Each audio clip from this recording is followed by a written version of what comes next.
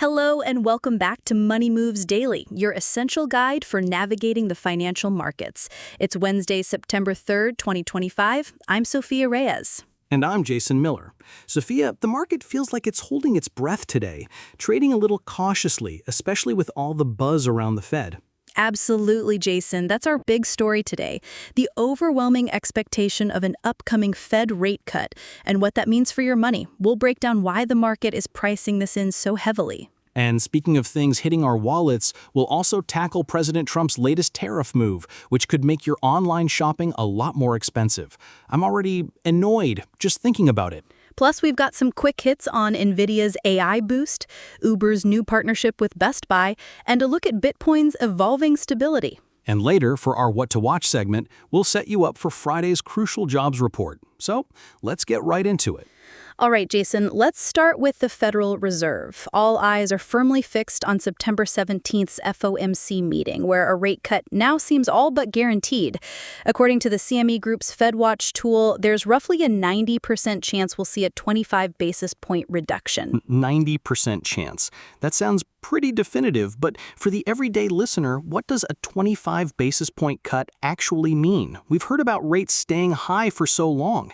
Is this the big shift we've been waiting for, or just a dip in the ocean? It's a significant signal, Jason, even if the cut itself is modest. After an extended period of rates remaining frozen, this would be the first cut this year, following 3 reductions in late 2024. It suggests the Fed is acknowledging a cooling in the economy and potentially moving towards a more accommodative stance. For borrowers, this directly impacts everything from adjustable rate mortgages to credit card interest rates, even if the initial effect might be marginal. So if I've been sitting on an adjustable rate mortgage or thinking about refinancing, this could be good news, right? Even a small cut can add up over time. Absolutely. While a 25 basis point cut might not drastically lower mortgage rates overnight, it's a step in the right direction and sets a precedent. It eases some of the pressure on consumer borrowing costs. However, it's worth noting that core inflation in July actually ran at 2.9%, the highest since February. So while the Fed is signaling a cut, they're still navigating a complex landscape where inflation isn't completely subdued. So they're cutting rates, but inflation is still a concern? That feels like having your cake and eating it too, doesn't it? What's the strategic context here? It speaks to the Fed's balancing act. They're likely responding to other economic indicators, possibly concerns around unemployment or overall economic growth, while still keeping an eye on price stability. Fed officials like Jerome Powell have already signaled that a September cut is on the table. It reflects a subtle shift in priority, perhaps leaning more towards employment stability, given recent data. Got it. So a small but symbolically important rate cut coming our way in September, potentially offering some relief for borrowers, but we can't completely forget about inflation.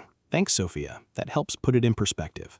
Now, for our next segment, Sophia, I want to talk about something that's probably going to hit a lot of our listeners directly, their online shopping habits. I saw headlines about President Trump ending something called the de minimis tariff exemption. Annoyed. Can you explain what that is and why it matters to everyday consumers? Are my cheap imports about to get expensive? You're right to be concerned, Jason. This is a significant change. President Trump has indeed suspended the de minimis exemption for all U.S. imports.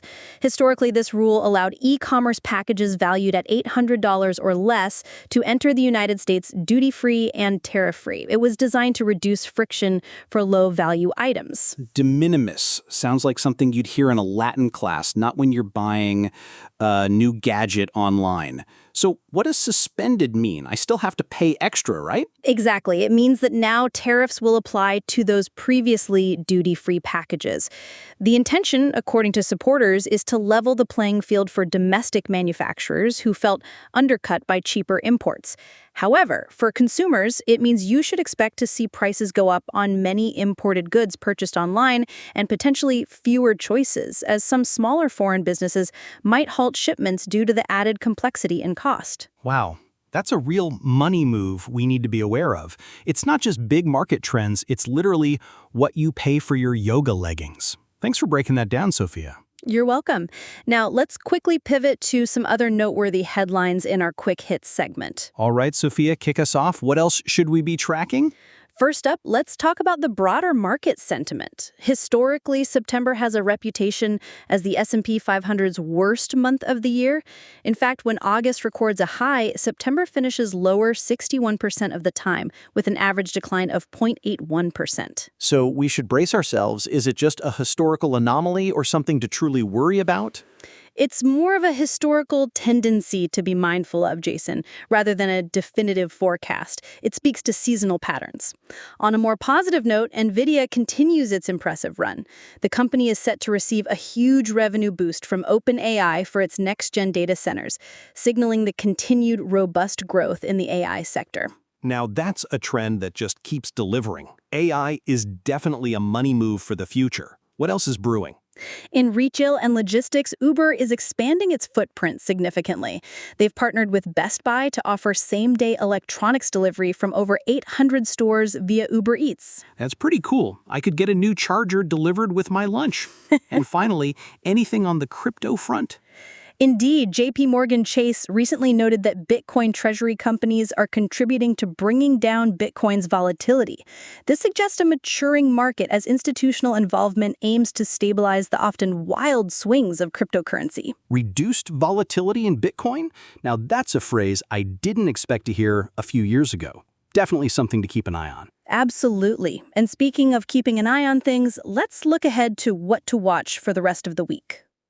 For our What to Watch segment, all eyes will turn to Friday, September 5th, when the highly anticipated August jobs report is released. Wall Street is anxious to see if the recent weakness in the labor market data from July continued into August. Weakness in the labor market. That sounds like it could send shivers down an investor's spine or anyone thinking about job security. What are the experts anticipating? Economists are generally expecting a cooling labor market. Projections suggest the U.S. likely added around 75,000 new positions in August, matching July's numbers with the unemployment rate holding steady at 4.2%. This report will be a crucial data point for the Fed as they evaluate future monetary policy, including the trajectory of those rate cuts we discussed earlier. So if the numbers come in significantly weaker or stronger than expected, we could see a real market reaction. Exactly. A much weaker report could increase the urgency for more aggressive rate cuts, potentially boosting market sentiment, while a surprisingly strong report might make the Fed more cautious, potentially dampening expectations.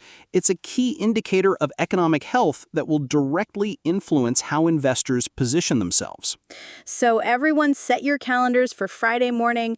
The August jobs report could definitely move markets. It certainly could. And that brings us to the end of another episode of Money Moves Daily. Today, we dove deep into the highly anticipated Fed rate cut for September, and Sophia clarified exactly what the end of the de minimis tariff exemption means for our wallets. We also touched on September's historical market trends, the continued power of AI with Nvidia, Uber's new interesting partnership, and evolving stability in Bitcoin. And don't forget to watch for Friday's jobs report. Thanks for tuning in to Money Moves Daily. We hope this briefing helps you make smarter financial decisions. Be sure to subscribe wherever you get your podcasts and leave us a review to help us reach more listeners. We'll be back tomorrow with more critical insights.